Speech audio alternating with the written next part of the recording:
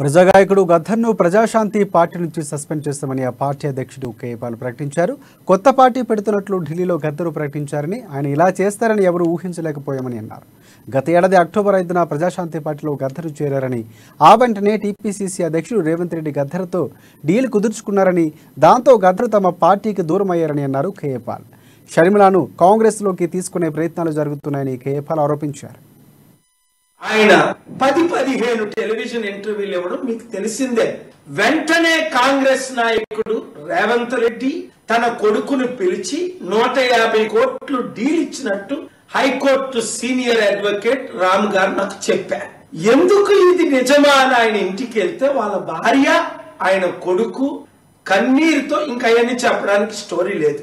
అలాగే శ్రీకాంతాచారి తండ్రి వెంకటాచారి జూన్ 1ని మనకి ప్రజాశాంతి పార్టీలో 1200 అమరవీరుల తరపున ఆయన చేరాడు. చేరిన 3 నెలలు జూన్, జూలై, ఆగస్టు ఆయనకి నరకం చూపించి ఆయన్ని కిడ్నాప్ చేసి ప్రజాగాయకుడు గద్దరన్నని